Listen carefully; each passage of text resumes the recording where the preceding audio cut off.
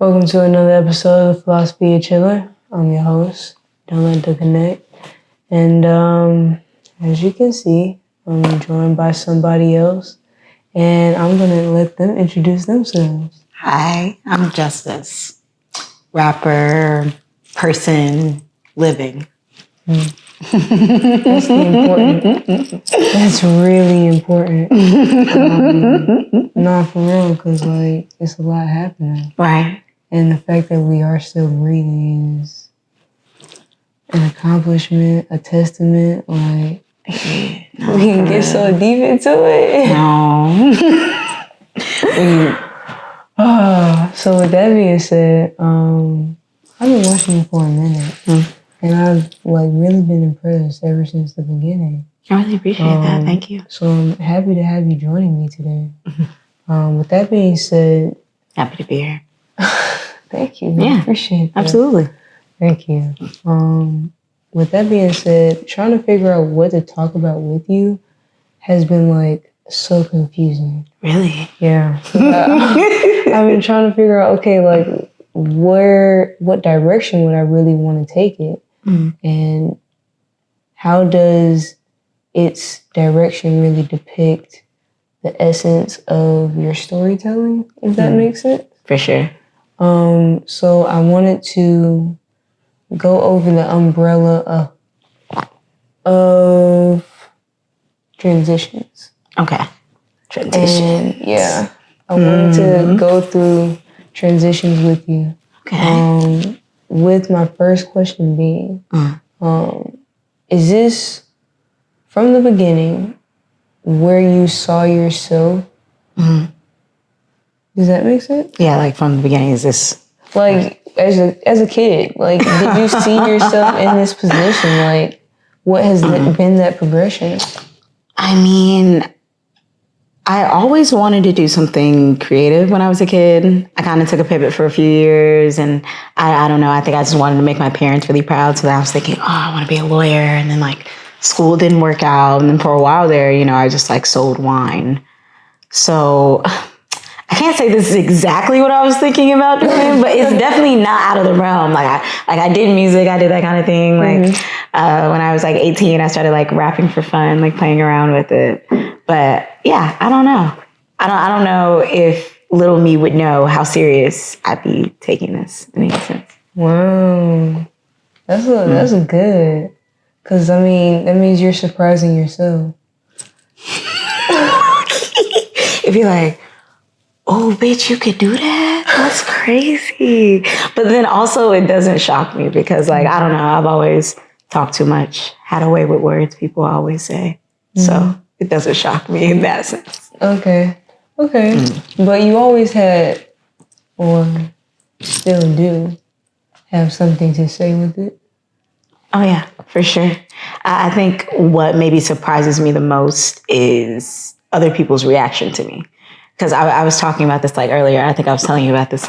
I was joking with my friend. I was saying God damn, I'm doing really well and everything's going so good. I have so much anxiety now about how everything's going now that there's an expectation for things to continue to go well. And I think it's mostly because I've always been the kind of person who people have thought is very weird. I'm totally okay with that. Always been the kind of person that people have thought yo, she's on her own, and I know that, and I'm very accepting of that. And I think for a long time, my confidence was I don't fit in with most people, and that's completely okay. And it's different when you start being praised for being different, so therefore people like you because you're different. But do you get what I'm trying to say here? It's weird. So now I'm I don't know. It's a transition, having to redefine self a little bit. And having to adjust to who's watching at the same time. Right. Yeah. Because it also, you have to have not just faith in yourself, but like you said, that confidence to still align with where your intentions truly are internally versus the ones around you externally. Right. Yeah, absolutely. So in regards to your beginnings and surprising yourself really on where you're ending up, and where you're choosing to continue to invest, nurture, and prosper. My question to you was really, how did you start discovering what was in alignment with you as you were entering into this journey? Okay. Okay, so now I'm gonna get a little woo-woo, if that's all right. And I know we a little woo-woo in here, so it may be okay. So, like, do you do human design? Do you know about that at all?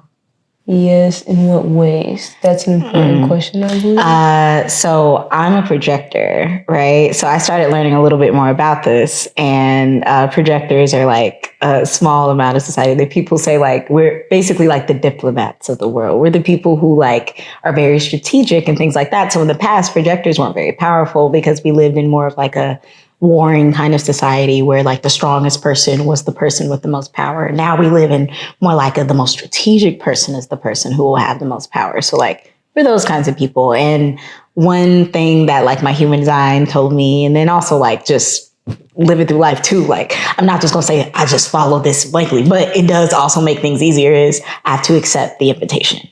So basically, if it is hard for me, like in the sense like I go somewhere with the intention of trying to meet someone and they're not there, and I do this maybe twice and I never see them, then I'm like, okay, I'm not meant to see them. I'm just not, it's not meant to happen. But it's very often, I don't know, maybe I just get lucky. I'll be like, okay, I'm going to this place with the intent, purpose of trying to find this person, and they'll be there. And I'll be like, cool.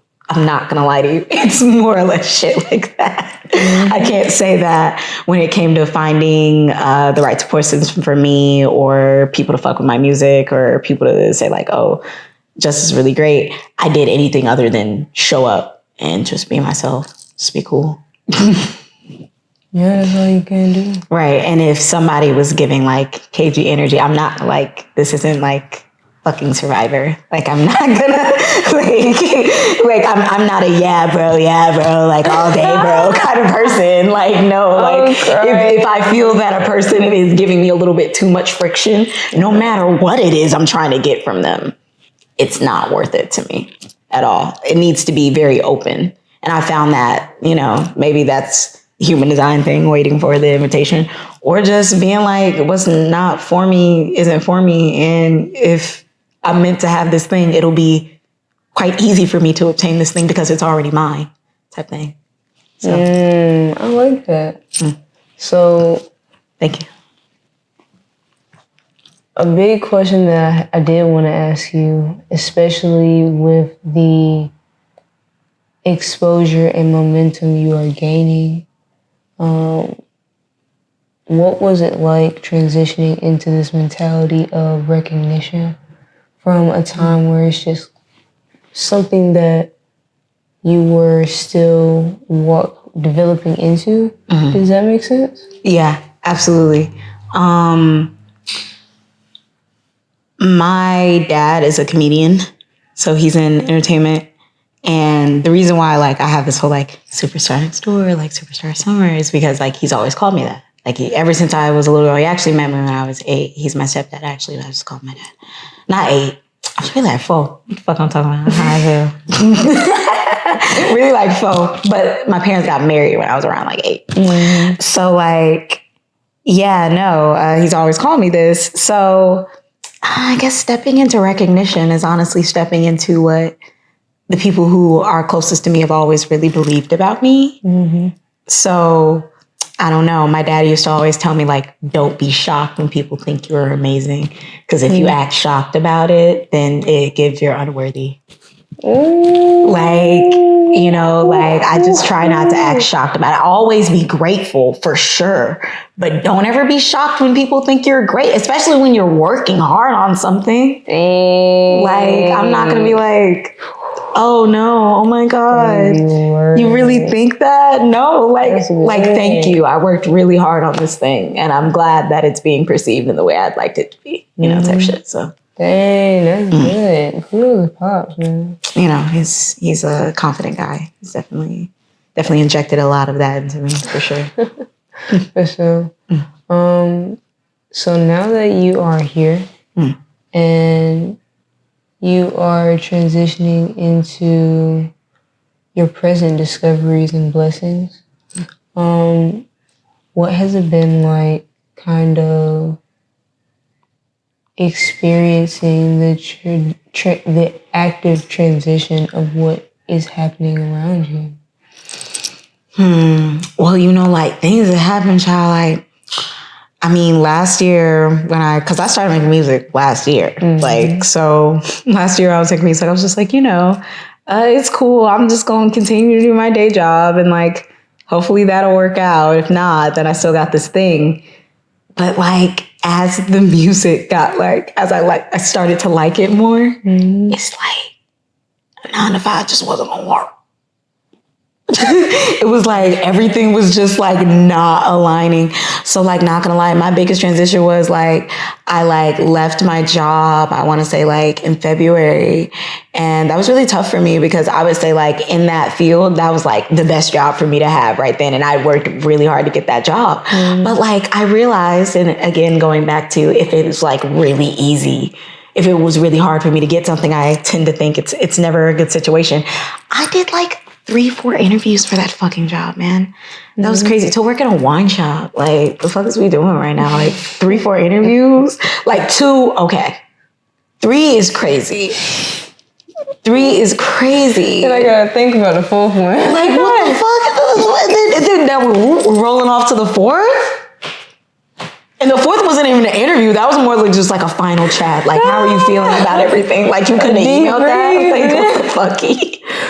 And I was working, like, what time was I waking up? Like, I believe we would start at like 10:30, and sometimes it would be tastings. We wouldn't leave until like 11, and I would be so tired, and the boss, they were so mean, and I was just like, you know what? Actually, nothing that is good for me makes me feel like this. Like, nothing that's good for me makes me feel like this. Everything that's going on with this makes me feel a lot better. So then, like, I had to transition from like not identifying with like my capitalistic endeavors as work that is above my artistic ones. And I had to continually tell myself that because like while I was making this last tape, a lot of it was like, bitch, you unemployed, like you better make this music pop. Like, you're out here, like, come on now. You better pop it now.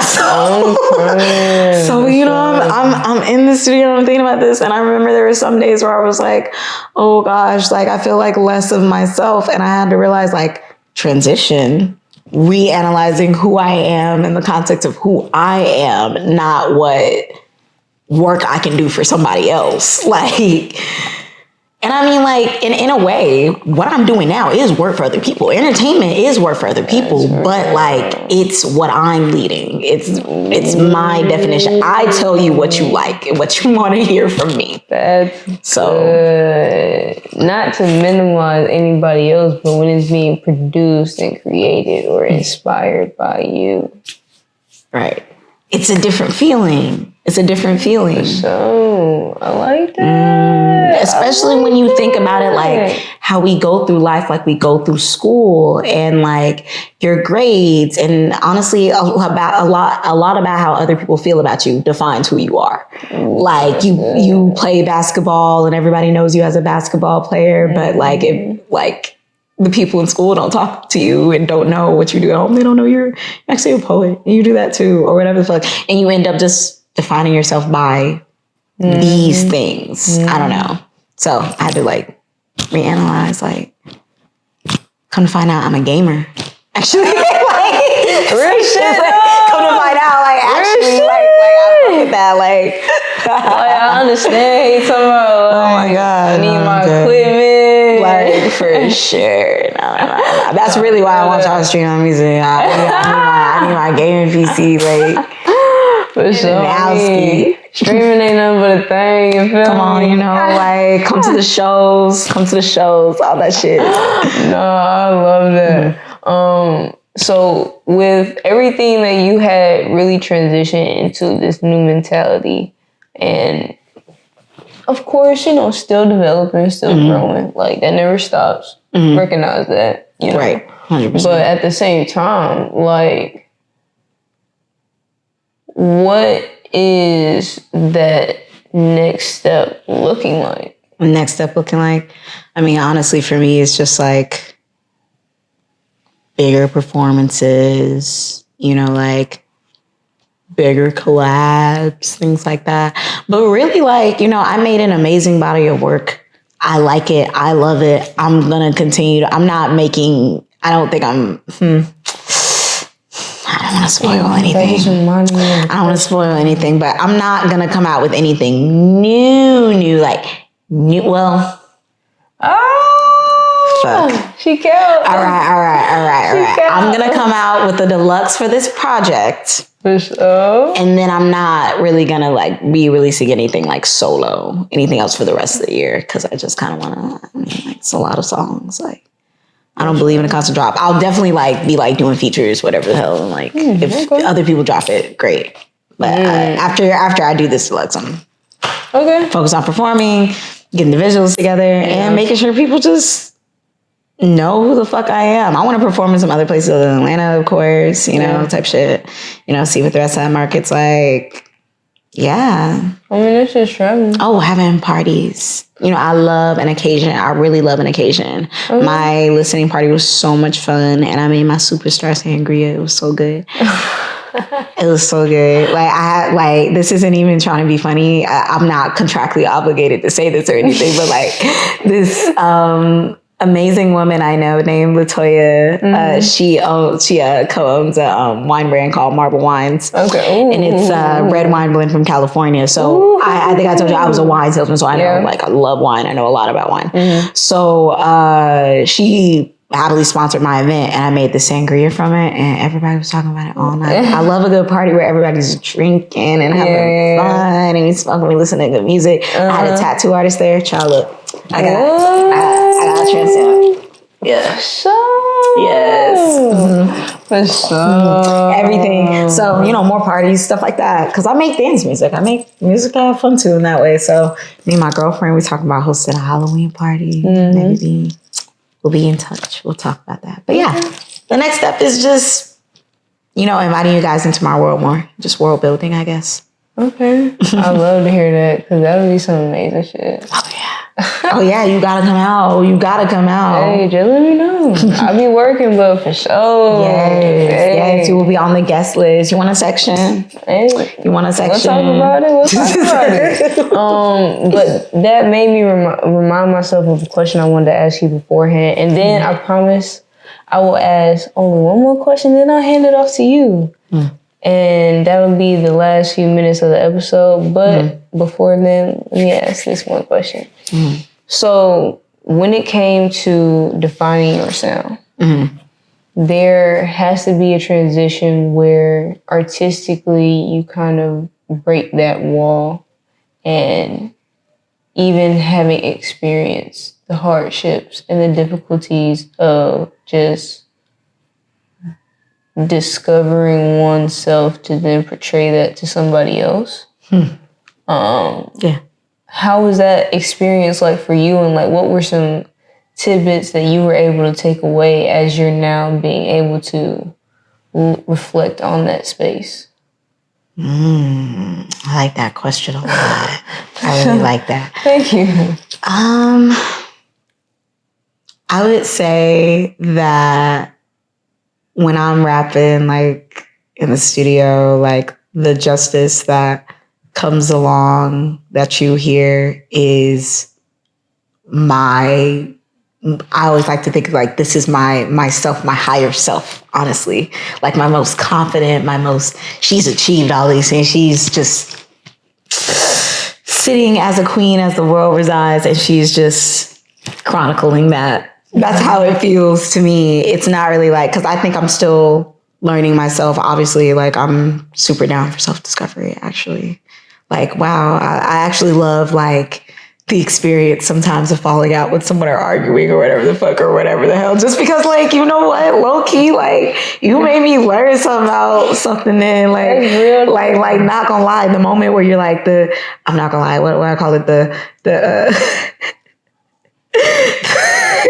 girl is going to be okay versus everything's so over pendulum. Yo, you learn so much about yourself. You learn so much about yourself.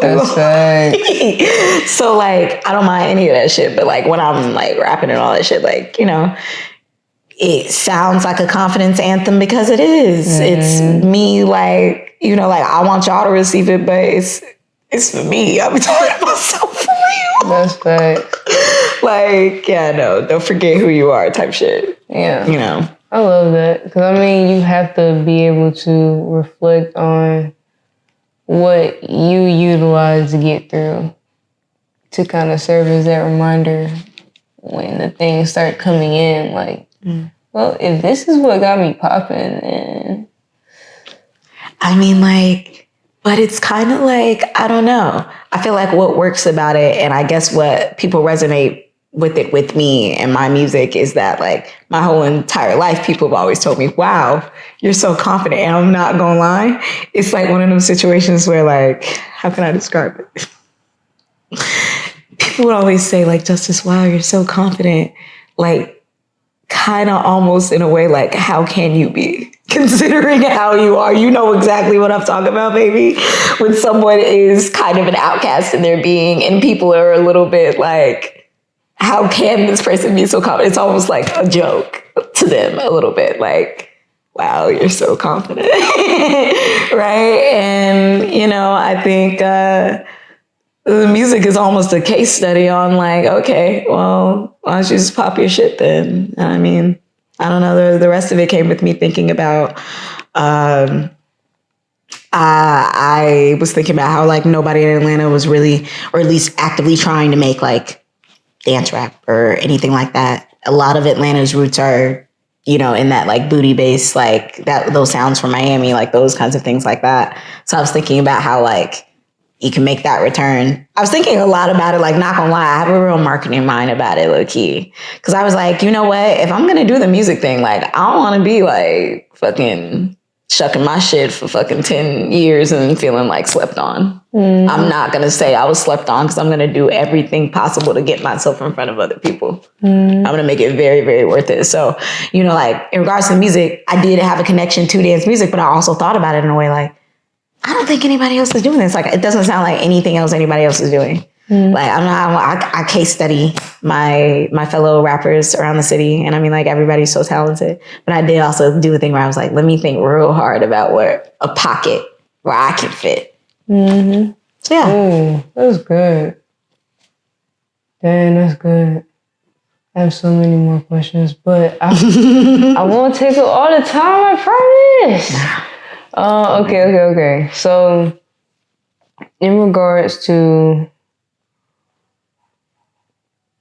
being able to execute and now transitioning your mindset from the idea creation space to now the stressors of the physicalities of getting everything together, and now being able to kind of reflect on and protect what's coming up next, as you stated. What is that? How is that mentality kind of transition from a point of, okay, I was doing this with or without anybody watching anyway, to now there are guaranteed individuals who are watching, and now I'm still carrying on. At the end of the day, you got to be doing that shit for you. Like, on God. Every fiber in my being know when I perform, yeah, y'all are watching, but I'm doing this shit for me, for real. Like, you know, like when you start to discover that you're good at something and that you love something, it becomes a certain point where you need that. Like I need that feeling in order to go on almost, you know? Like, even if I never performed again, I have to write a rap every week. I gotta make a song now or something like that. Like, I need that feeling. So, I mean, like, there's that. But the most important thing is community. And people don't talk about that enough when they're talking about the certain kind of thing. Like, for one, my first one, he's my best friend in the whole entire world, Curtis, but he's also my A&R and he's also my manager. And at first he just started like A&R me by just like helping out. Cause like Curtis is a very, how would I say? A very skeptical person. He's a Capricorn. He's very like about the business, very skeptical kind of guy. And, you know, like he would like pass me the opportunity and he was just trying to see if I was serious. I believe like, you know, like whatever. Like, you mean like, you know, like, she was talking about the Blue Room. And he like was running it. So he was just like, okay, get you in here. And I'm like, okay, I'm going to do it. I've always been a little bit of a performer. So I had to like just put that shit on. Honestly, like, it was about me believing in myself, already coming with some of these things, like knowing I want to do it. Like when motherfuckers be sitting around here like, oh my God, I hate that being an artist now. You have to promote yourself on Instagram, TikTok. It's so like these motherfuckers who are acting like, oh my God, like I'm living and dying and breathing for the art only. So I can't possibly promote myself, even though I paid $300 for this video promotion, even though I paid probably my studio guy at least a band, depending on what was going on, for him to record my whole entire tape, depending on what's going on in somewhere, pay for a slot to perform it somewhere, but I could not be bothered to go on TikTok and promote it. I came in with a mindset already of very much, I'm not going to complain about this part of it already, because the barrier of entry now in making music is far too low for anyone to complain about what you can do. Now, will I say like, is the market a little fucked up? Absolutely. But when it comes to like being able to like just do this, the world is so open. So I feel like a lot of people who have this very flippant attitude about promoting themselves, executing said promotion, being thorough with certain things like that, like, you're asking yourself, why aren't certain things happening for you? But it needs to be put together. That's real. It needs to be put together. Like, if you were a mess while you were making it, the audience knows it. And it gives it such. So, yeah, I mean, sure. I was just talking some of this kind of shit there, but sorry. I mean, that's a real aspect though, because even for myself, I know creating this, like, this is not something that I willingly signed up for, I would say. It's something that I knew I had to do at the end of the day. And with the roles and responsibilities, like my mind and like going to different things physically, it gets so consuming sometimes, where I just got this one template. I'm gonna grab this, attach this, update this, post that, and I'm gonna just keep it at that, keep it consistent. And I got that line of things, and I'll be like, okay, but to your point, like, I will say, yeah, are there ideas and stuff that I would like to put into it? Of course, but that also takes time and energy too. And I think a lot of people have to remember that, like, it's genuine storytelling. Like, some of these people spend days at a time just thinking about different skit ideas. What can I do? What can I talk about? How can I depict it? What angles could I emphasize? What transitions am I going to use? X, Y, Z. So it is a lot in that storytelling, and I appreciate it. That's why when I actually get into it, I want to make sure that shit is detailed. You feel me? Right. Yeah. Okay.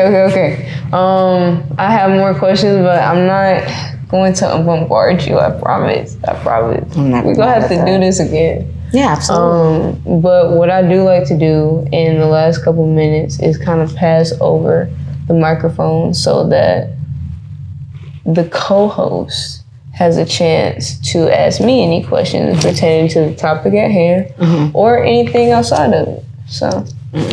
Sweet. Transitions. Okay. Like, are you into astrology at all? Like, do you care about it? Like, well, yeah, I definitely care about it, and I so happen to have a partner who studies it thoroughly, and has even like told me things about myself because of what they have researched and studied. So I do understand some things.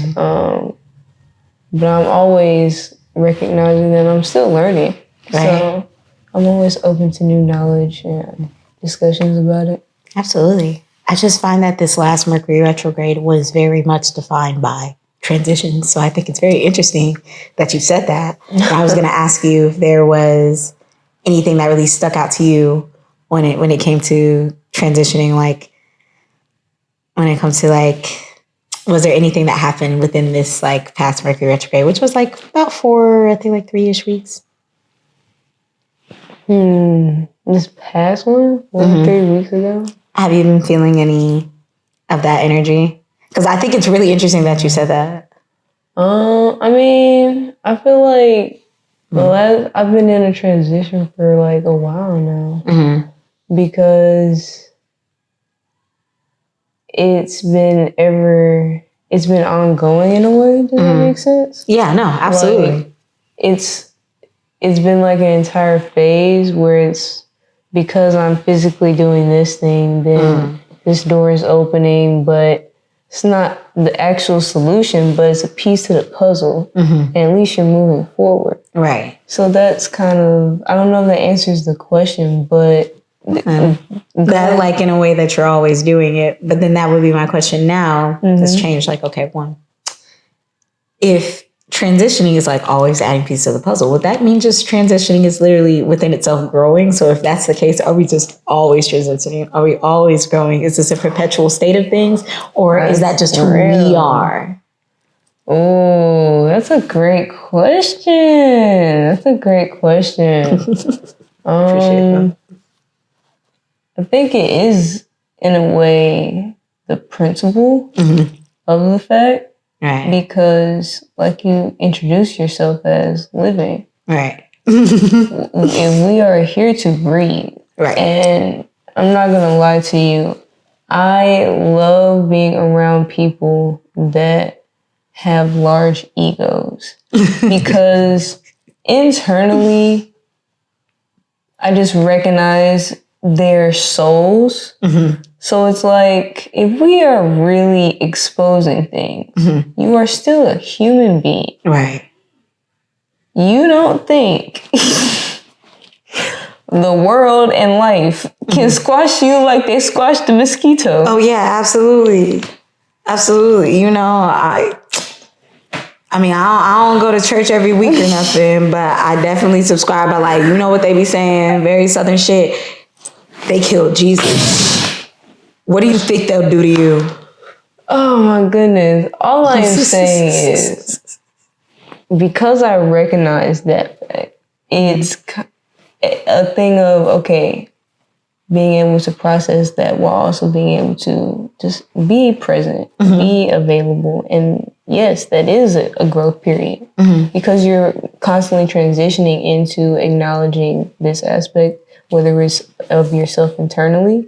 And do you like this aspect of yourself? Do you want to keep this? Is this really in alignment with the phase of your life that you're in? Because even from an individualistic standpoint, well, if this is what you're physically experiencing, you have to make decisions to either get through it or stay in it. Right. So why are we not always growing if we're still breathing? I mean, I definitely think like if you're living right, you definitely are. 100%. Yeah, thanks. I did have one more question. As we talk about transitions, okay, and I think it's like clear in the way I answer your questions. I would say that one thing that has always stuck with me through every transition in my life is having confidence about it for the most part. Like, at least public facing, right? Like, even if I'm like not sure about this, I'm not going to let other people know I'm not sure about it. I'm going to keep that within myself. What would you say is your thing that you have kept with you throughout major transitions in your life? Like, I think that, you know, everybody has a little something they bring with them.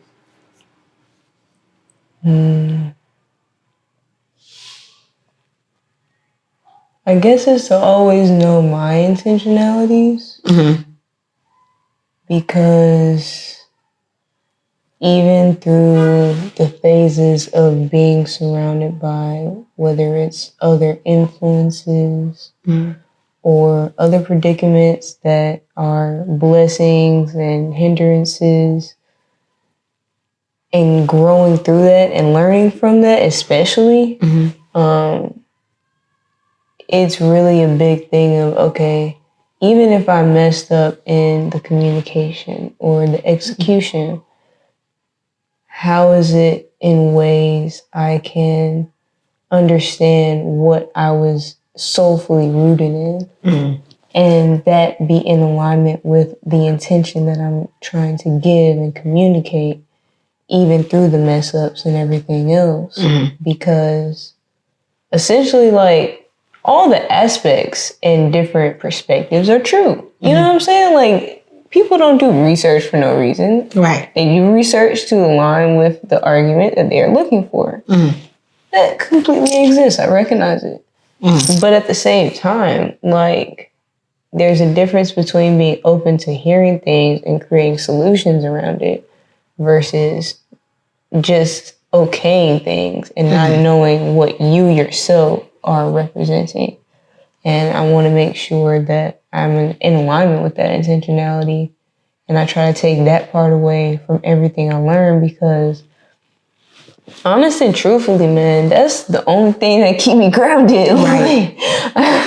No, that's definitely fair. I was going to say, like, you know, like, I have this confidence, but there's a difference between knowing yourself and confidence. What I carry within myself is carrying myself like $1,000,000 no matter what the fuck is going on. Yeah. But like, that don't always mean I know what the program was. Yeah, you know, like, type shit. Like, but like, to know what the program of the time, I don't know the program. Right. Like, I'm just like, oh, I'll look back and be like, oh, that's 2%. what I was cooking on at that point in time. That's why I had the details behind it. Right. That's the part I control. You fed in the information. Facts. And kudos to you for doing that. Because, like, because of course, like, yes, you have those principles and technicalities that you fall on to make sure you execute appropriately to your standard with the resources that you have available. But on that back end, like, these are inspired thoughts from the entities that you recognize that are higher and beyond. You know what I'm saying? Right. So it's like taking that leap causes for mental, physical, and spiritual assessment that in itself is a transition. Right. Because you're ever learning, and especially from the time period that you did not, into you recognizing it. So, yeah. I mean, we built that shit brick by brick. That's what you be doing, you know. You right. Insert lotto gift. That was a good one. I actually understood that. Right. My friend Azaria, she would, shout out Azaria. She be getting on me all the time because she be on TikTok. And I be on TikTok to post. And then I leave. So I don't be like on there like looking at the videos and stuff. And she would come in and talk about the videos, and she be like, you know this TikTok? I was like, yeah, you don't know none of me, bro. That shit be so embarrassing. When I tell you, people be saying like it's embarrassing for your meme to be thrown out and like people don't know what you're talking about. Sure. What I feel is even more embarrassing is when you're a young person and you like feel like you should. And then that just kind of makes you feel like like you feel like very like behind. Like, shoot, that's most of my life. So I'm chilling now. I mean, you know about it? Nah.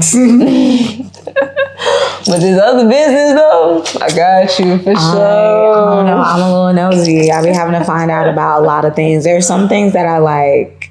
I'm not gonna lie. I know a little bit something about everything, low key. Like I be having my eyes dipped in, my toes dipped in. A little bit of everything. Just like not gonna lie. And if I don't, I'll be like, let me find out some more about that.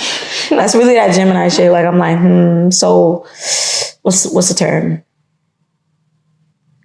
Okay, and I should ask you this question too. Do you believe this is, I would say this, I'm a jack of all trades. I'll say that. Do you believe it's better to be a jack of all trades or a person who like specializes in one thing. Because, you know, they say like jack of all trades, master of none, you know. That's real.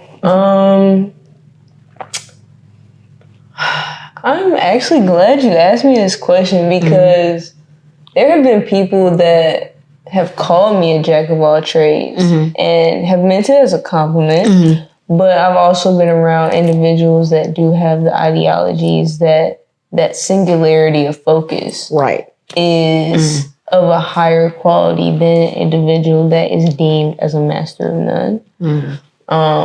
But to answer your question, and to answer your question, I think there's another element to it that I recognize more with, especially being the person that has received those types of compliments, which I would take it as. Right. Because thank you. Right, for sure. No, generally when people say it, it's a compliment, but like digging deeper into that, it is like a kind of like, really nothing that I've decided to actually stick to exactly.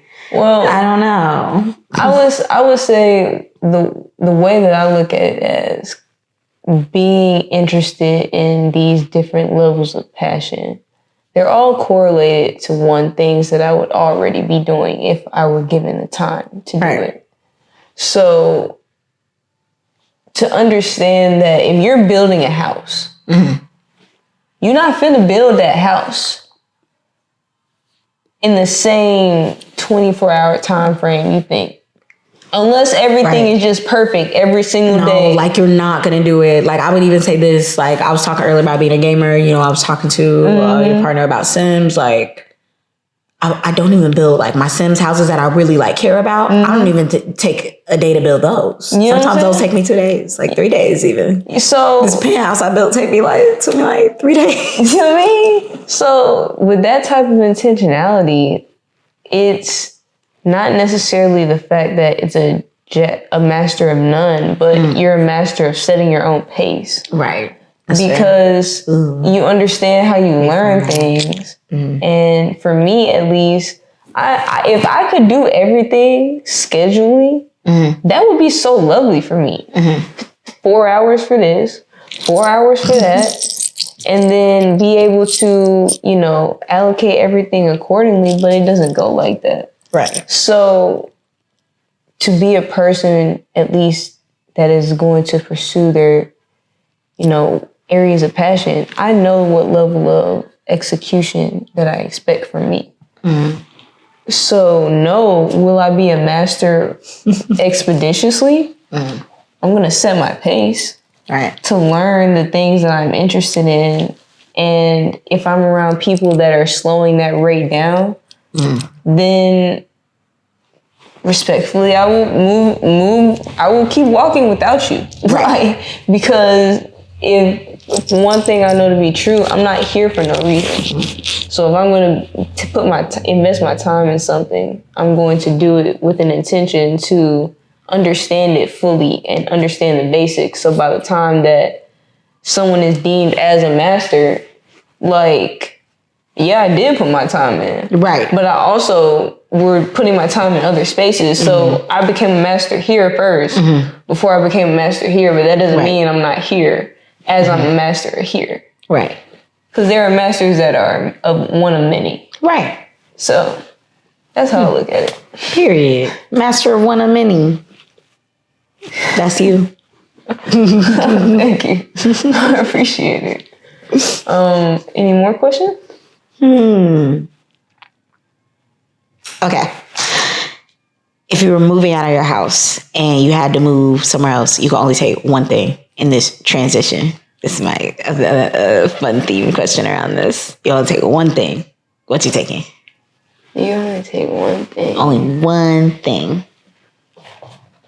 And, you know, obviously, like your pets, anything, like obviously those kinds of things are coming with you. I'm talking about like a material item or anything like that. Like one item you can take with you, though. One item.